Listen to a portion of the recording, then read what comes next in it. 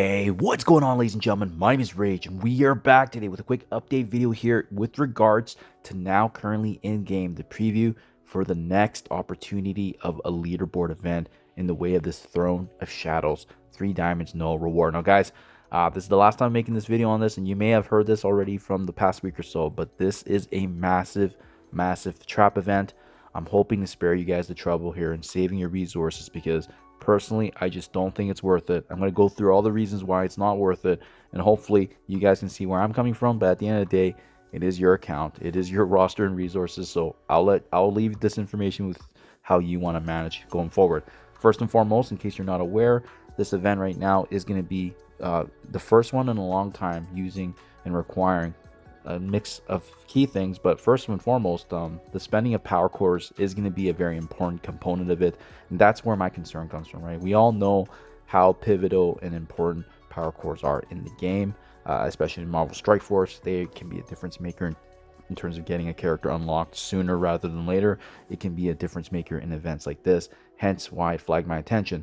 You can also see other things too with this event. If you do have Scorpion at 5 yellow stars and you're using him, you can actually gain bonus points there. That's also going to be a differentiating factor. Obviously, having him is going to give bonus points in addition to Rachel Summers, Sebastian Shaw, earning these Blast Wave orb fragments, and as well, there's expectedly here a danger room that's also coming where we're going to be earning these XLs, which also add up. But either way, once you get everything maxed out here, assuming you are spending on some of these aspects of the different points, that means the deciding factor likely will be the mixture here of these Scorpion Diamond orb fragments and the spending in power cores. Now, if you take a look at this and if you're interested, right, to get the 1 diamond of Knull fully unlocked and achieved to your account, you do need to be in the top 5,000. You get a little bit of gear to 20 pieces as well for bio characters if that's something you're interested in. But guys, this is reason number 1 of why I don't think this event is first worth it. Knull, you know, he is a good character, don't get me wrong, but if we were to rank all top 10 characters in the game, you know, it would be hard for me to include Knull on that list. That's to go through, you know, the plethora of some of the most powerful tunes that we have. And really, the only reason why he would be probably situated at least somewhere in the top 10 is because of what he can do with his passive ability here, right? You know, there's a couple of things, but the big one here is his darkness mechanic, where it is unique to him, where if they do have darkness, he can mind control and attack. But that's kind of similar to some of the other dynamics we've seen. But the big one is enemies cannot become empowered, which means he does directly counter Apocalypse and Mephisto in certain situations. But the reason why I don't include him in the top 10 list is because currently right now in the arena meta, there's absolutely no place for Knull. Knull has absolutely no place in the daily raids that we're doing every single day.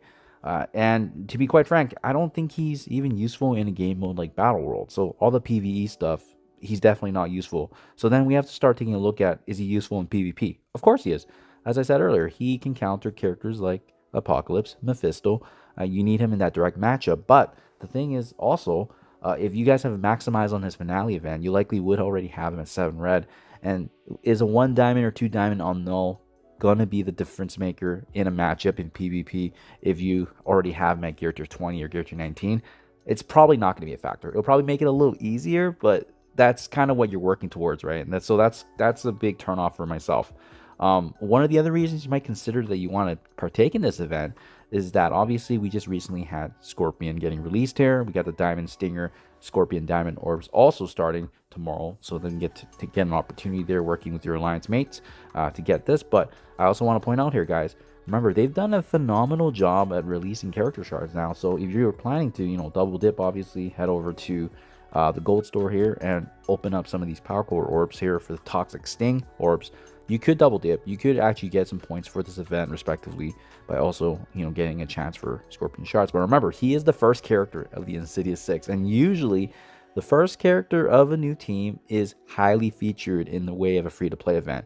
You know, they're going to be on the next rotation for the Future Strike Pass or Battle Pass, depending on the rotation. They're going to, even if you take a look at the newest Antimatter store, right? We just recently had the addition here of Rachel Summers. Sebastian Shaw, confirmed by Pathfinder, is coming his way into the store this coming Friday. So in just a couple of days, he's going to be farmable, which means Scorpion is going to be some point next week. So if you're concerned about getting his shards, don't be, because we have plenty of antimatter. Scorpion's on his way into the store. And we also know that there's free-to-play shards coming in the way of, things that we've already seen with how other character shards have been included, more respectively. Even if you just look at things like the Rachel Summers Burst event, the Raid Warzone, where they've already included shards of also Rachel Summers. So they've been doing a phenomenal job, which kind of takes away that enticing factor to want to use Power Core orbs, because there's just so many other ways now to get character shards that we're better off actually playing Marvel Horde Force and using these Power Cores on a more meaningful reward that's not, in my opinion anyways, the diamond reward here for Knull. The only other thing I can see is like maybe if these bio pieces are the reason that you need to actually finish up and complete your Age of X unlock for Xavier. That's definitely a factor. I mean, if you're trying to be in the top 3,000, top 4,000 even, 80 pieces is a lot. 80 pieces is going to be basically one full set for a character, so I can definitely see the rationale there. Having said that, just know that you're up against a lot of folks, especially spenders and whales, that are looking for that upgrade on Knull, and which means this event is kind of one of those ones where it's unfortunate that the timing might work out not as well as other events where, in this case, the bio gear can get featured in other events, but because it's the Knull, especially the spenders, they're going to be highly attracted to this event because they just want to min-max everything in their roster, right? So it is a big turnoff because there's going to be a lot of competition there, in which, once again, my eyes, especially for a character that's borderline, may or may not be in the top 10, I don't know if it's worth it in my eyes anyways. Having said that, another reason why I would strongly encourage you guys to wait is because we got Superior Spider-Man on the way. Obviously, he's not going to be the next character. The next one releases Hobgoblin, but this is going to be an absolute game changer of a character. He's going to be the most important member for the Insidious 6 team. Absolutely BA. And like I said, he's just such a fan favorite. It's going to be massive, guys. This is actually a character that is worth coring for. However, like I said, we don't have that coring opportunity, and who knows when the next Power Core spending event is going to be. But obviously, they know that folks like myself are saving a lot, so they always release these events from time to time to essentially deplete our resources.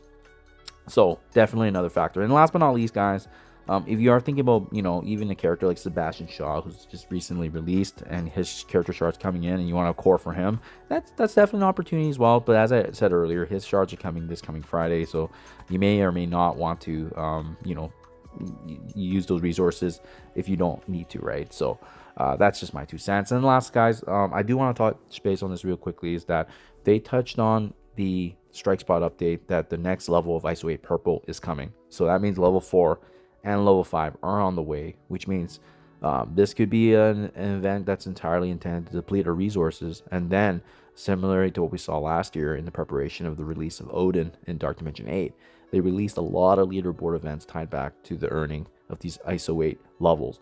I suspect that's coming around the corner here in the coming weeks, coming months. And don't forget, Sentry got obviously getting featured as the next Battle World boss. Means his shards will also be available as well. We just don't know how that's going to be earned yet. Maybe it's exclusively in Battle World. We'll see. Either way, it just doesn't really make sense to use these resources. We don't need to. And again, for a character that's not in the top 10, I just can't see the value in that. The last time we did the Power Core spending event, we did use it for an event featuring diamonds for Franklin Richards.